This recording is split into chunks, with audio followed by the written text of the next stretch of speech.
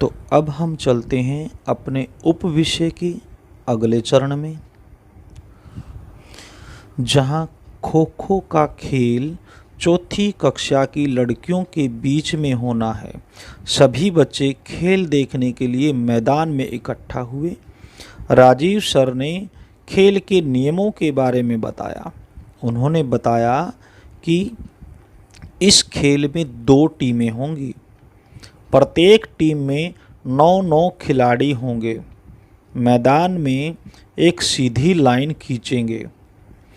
एक टीम की 8 लड़कियां इस लाइन पर थोड़ी थोड़ी दूरी पर आपस में विपरीत दिशा में मुंह करके बैठेंगी।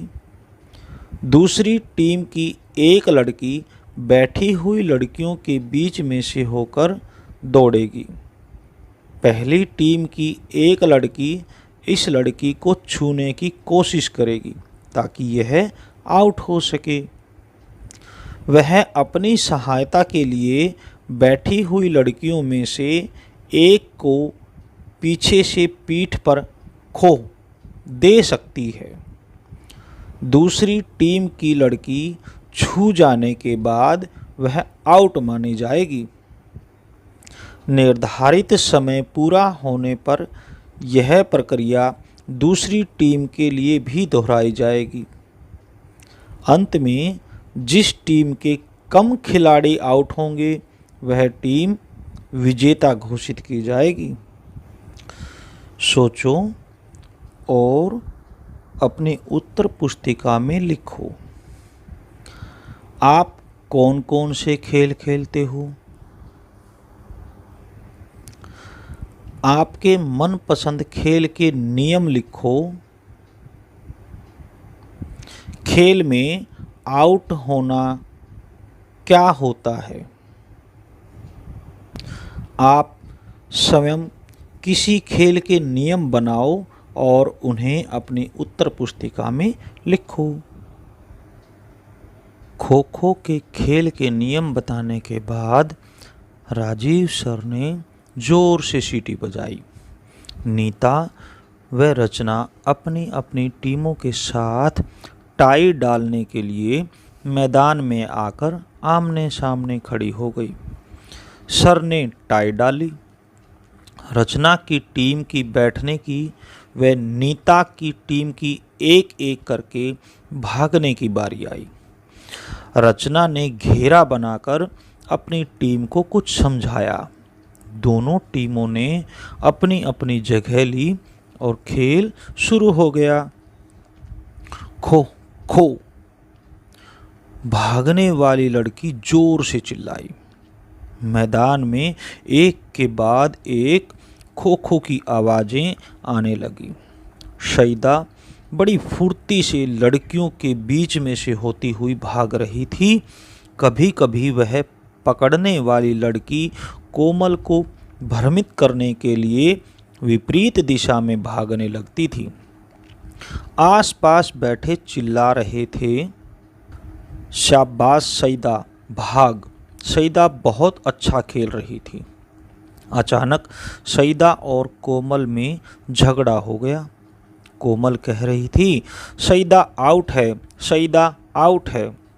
मेरा हाथ इसके दुपट्टे पर लगा है। कोमल की टीम की सभी लड़कियां चिल्लाने लगी, हाँ हाँ सईदा आउट है। सईदा कह रही थी, मैं तो लाइन के दूसरी तरफ आ चुकी थी। तुम आउट हो, तुम्हारा पैर लाइन पर पड़ा है। राजीव सर सारा मैच बड़े ध्यान से देख रहे थे। उन्होंने तुरंत सीटी बजाई, दोनों टीमों को अलग किया और समझाया, सईदा आउट है, क्योंकि सईदा के लाइन के दूसरी तरफ जाने से पहले ही कोमल का हाथ उसके दुपट्टे को छू चुका था।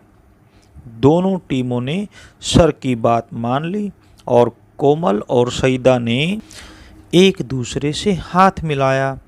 एक बार मैदान में फिर से खो खो की आवाज़ें आने लगी।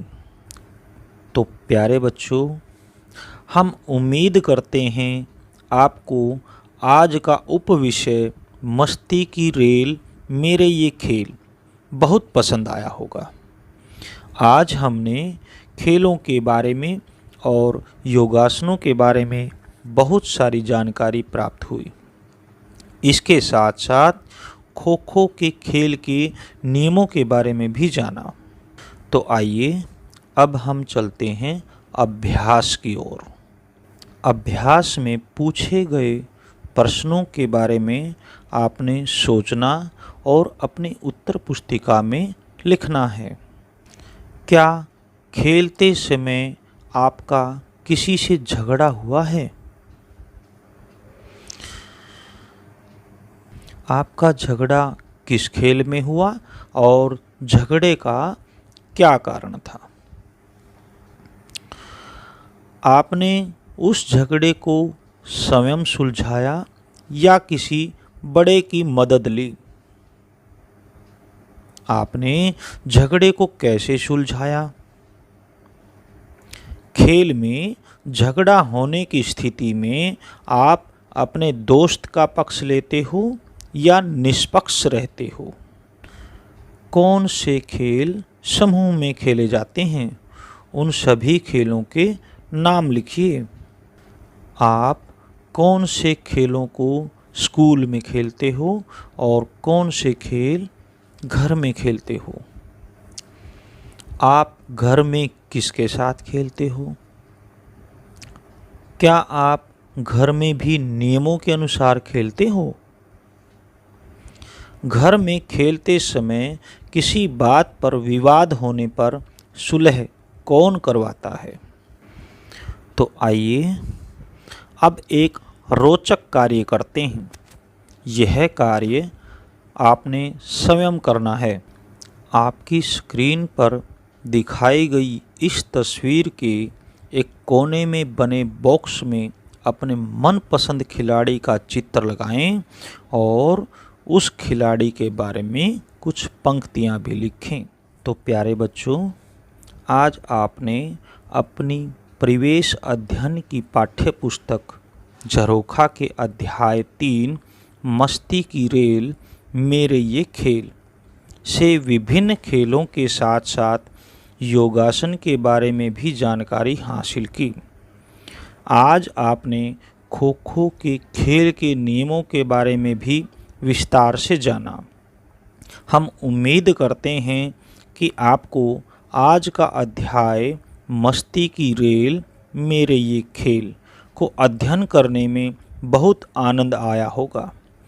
हमारा आज का उपविषय अब यहीं समाप्त होता है। अगले वीडियो में हम कुछ और नया सीखेंगे। धन्यवाद।